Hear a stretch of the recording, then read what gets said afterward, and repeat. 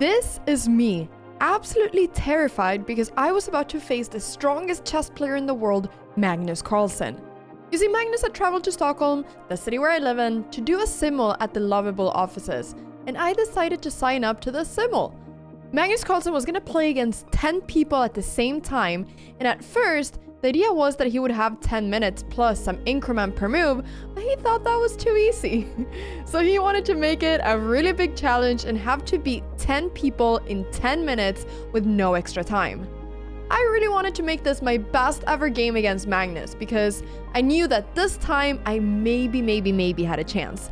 If I could just play a complicated game that would last a long time, maybe I would be able to get him low on time and make it more complicated for him. After some presentations, the game started, I shook hands with Magnus, and he played the move 1d4.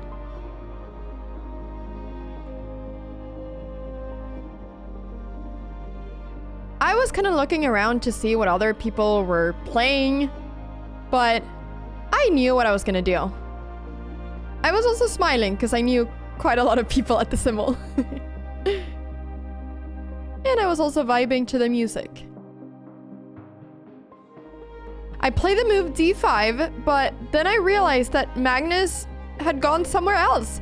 He wasn't by my board, and I also realized that I was allowed to make moves without him being by the board, which is typically a rule in simuls. So he went c4, I instantly replied e6, and I now realized that I could really try to flag him with this new format where I can just make the move whenever I want to. His time was ticking and I was feeling good. He played knight c3, I went knight f6.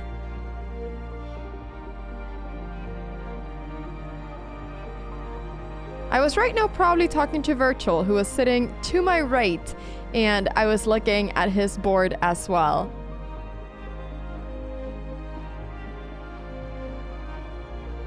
Knight f6, he took on d5, I took. Cramling just tried to cheat by making 2 moves in a row. And everyone started laughing because I actually was trying to make another move because I was so used to Magnus coming up and me making a move when he got there that I, out of mistake, made 2 moves in a row. So David Howell, Grandmaster David Howell, the presenter, was saying that Anna Cramling was trying to cheat. Of course, with a joking voice because it was a mistake, but everyone was laughing then. He went e3, and I decided to go bishop d6, which is the place where I typically like placing my bishop in this line because it's a little bit more active, pointing towards h2.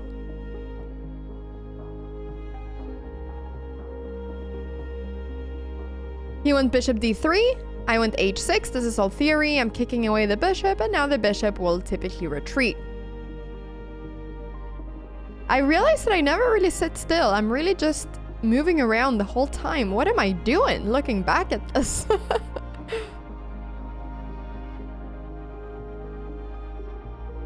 I was looking a little bit at his time because I thought, okay, maybe I'll have a lot more time. He went bishop h4 and I instantly castled because I know that that's theory.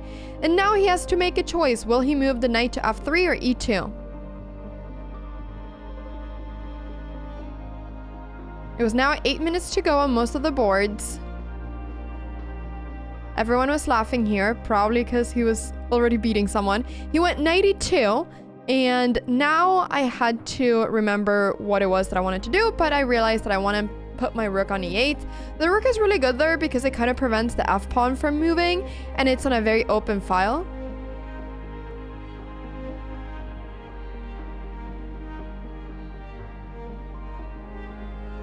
He castled, and I was thinking here, okay, where do I go?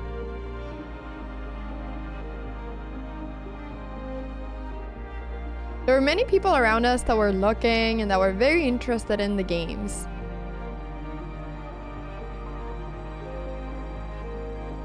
I went b5 because I wanted to get a little bit more of, well, expansion on the queen side, to put it that way. I wanted to start pushing those pawns. He went to my board, he went rook c1, and I was quite sure of what I wanted to do, I think. I mean, I was a little bit worried that my pawn would get a little bit weak, but I felt like I knew what I was gonna do here.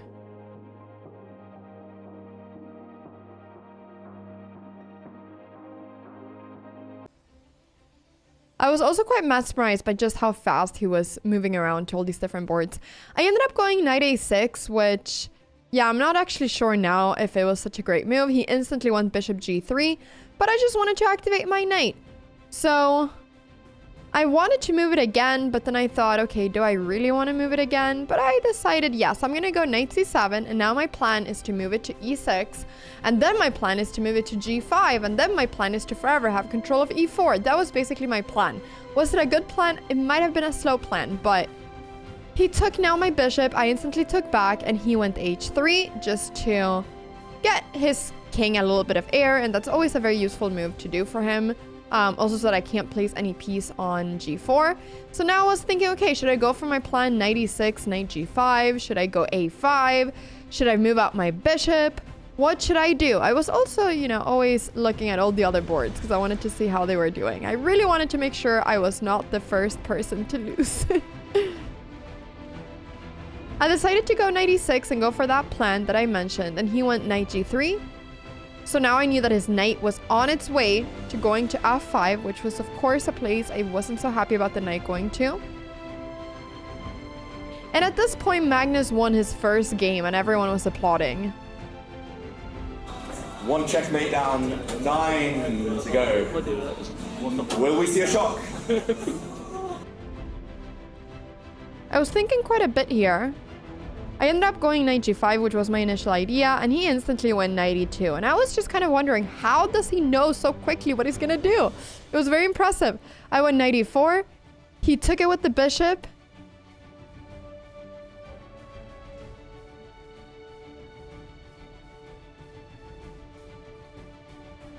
And I took back with the pawn. I wasn't sure if I should take back with the knight or with the pawn, but I decided to take back with the pawn because I thought that my knight could maybe at some point go to d5.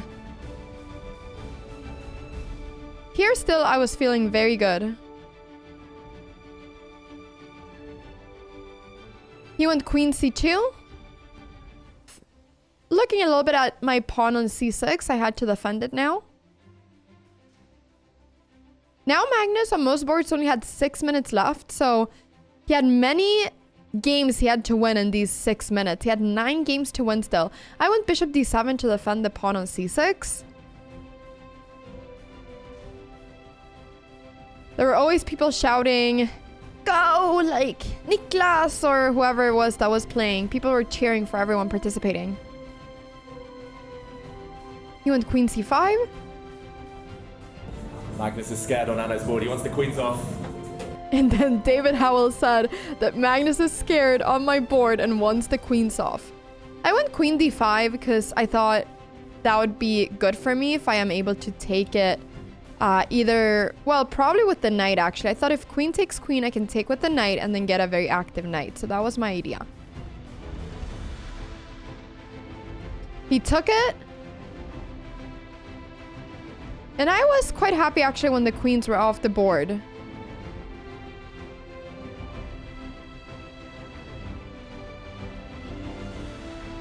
And I ended up taking with the knight. I don't know why it took me so long to take with the knight. It's the obvious choice to be able to bring that knight to the queen side. And now he played rook c5. But I was really excited here because I thought, do I not soon have a move such as knight b4? So I started out by playing f5, defending my pawn. But now my plan was to go knight b4 at some point.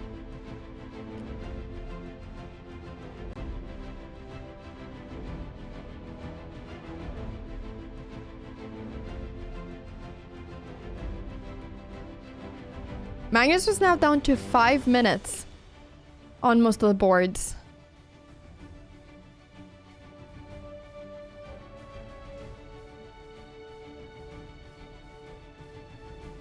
This is also a very random thought, but I'm not sure what happened to the cardigan that I'm wearing in this video. I haven't seen it ever since this day. He went rook c1 here, and now I really thought this move knight b4 has to be strong. I could feel it in my body that knight b4 was probably a very good move, threatening to go knight d3, but also threatening the pawn. So I got very excited when I saw the move knight b4. And so I had to calculate a little bit more. But then I did it. Knight b4 was on the board.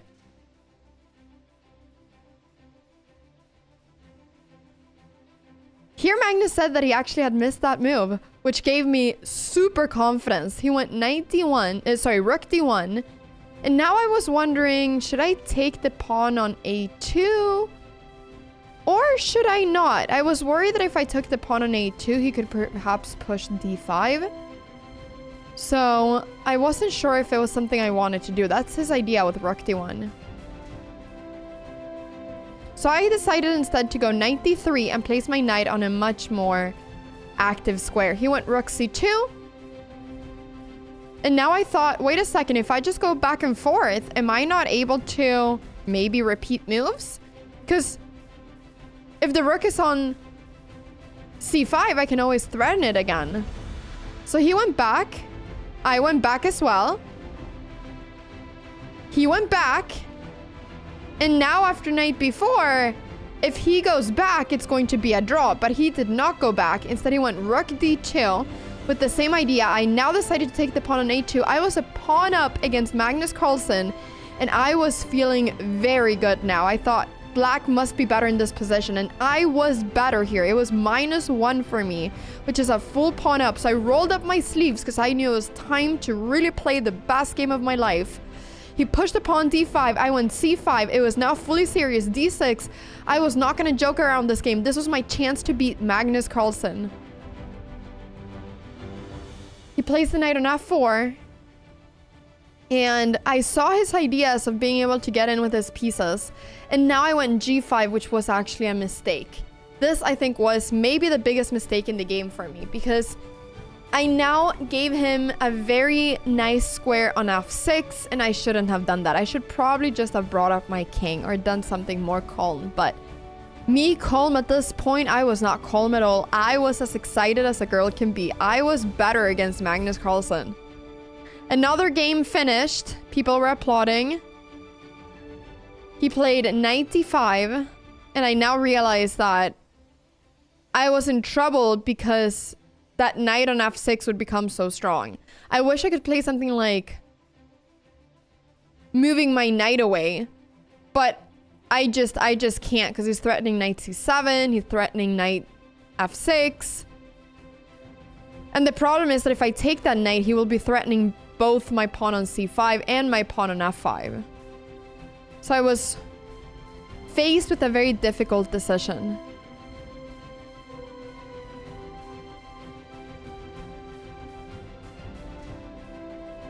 I decided to take the knight because I didn't see another way. Even though perhaps it wasn't the best choice. Maybe it would have been better to play moves such as rook f8. He took back. And I went f4, but now once again he had knight h5, and this move was very annoying because he was threatening both my pawn on f4 and knight f6 check. So here I realized my mistake with going g5 earlier. So I went king f7, my king had to get active, but now my position wasn't as good as it was before. I was losing my pawn on c5, the pawn on f4 was hanging too. I was in deep trouble now, and I realized that this great position I had a few moves prior had completely changed. So I went g4 here. My idea was that if he takes, I can take that pawn back. He took, and I took, and I was threatening now the knight and the rook, but the rook can just move.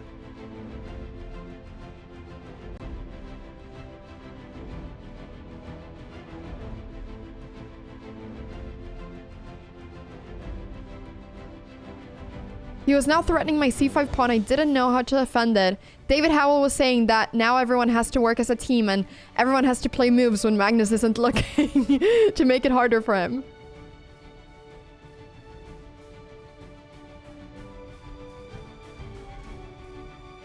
At this point, Magnus was also winning against Virtual on the board next, so I knew that now Magnus was probably getting really good positions against everyone, and unfortunately that was including me too. I was not happy with this position at all. I went rook d8, and now my idea was to put some pressure on the d6 pawn. He took the pawn on c5, And my idea was basically to just take that knight so that after the rook takes, I can take the pawn on d6. At this point, Magnus won his 4th game out of the 10, so there were only 6 games to go. 5 games to go! Rook takes, rook takes, rook takes. I was now a pawn down. But the good news was that the pawn, well, he had a doubled pawn. So I thought maybe there's some chances for me to being able to draw this. But of course, drawing a worse endgame against the strongest chess player in the world is not so easy. Especially when I'm not incredible at endgames.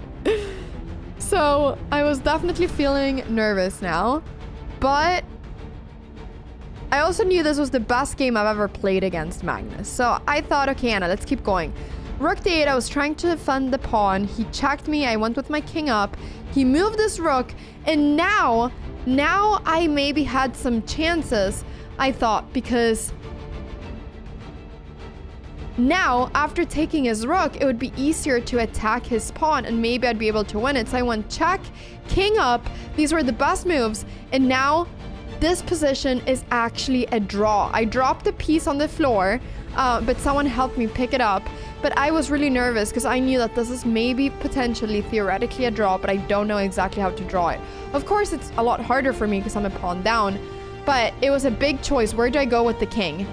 I wanted to go up, and so I did. He went g3 check. I had to make sure that I didn't get checkmated. I went king g4. This is still a draw, king g3. I moved my rook, threatening his pawn. This was my chance to draw Magnus Carlsen.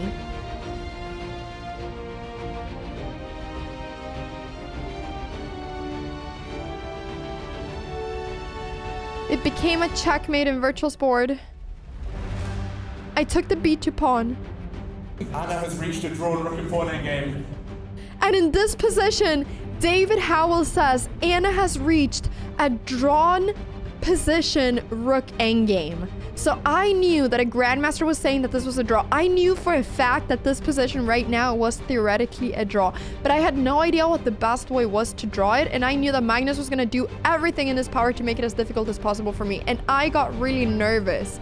And in this position, I should keep my pawn on h6 to make it as easy as possible, but I moved it up to h5, which, even though it's still a draw, makes it a little bit harder for me. He went rook f4, and I now had to figure out the way to draw this, and I didn't know where my rook exactly should be. So I went rook b3, he went king h3, I went king g5, he moved the rook down,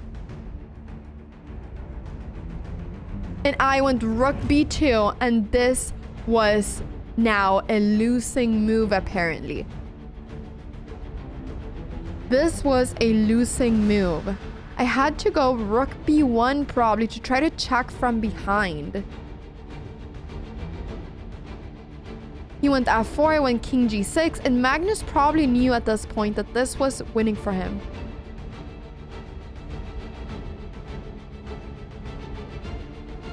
I still wasn't sure how this was. I had no idea.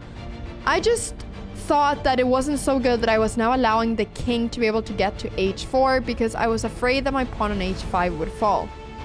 And now after king h4, I realized in what a bad position I was, because if I move my rook up, he's going to, well, probably be able to go check and then win my pawn at some point.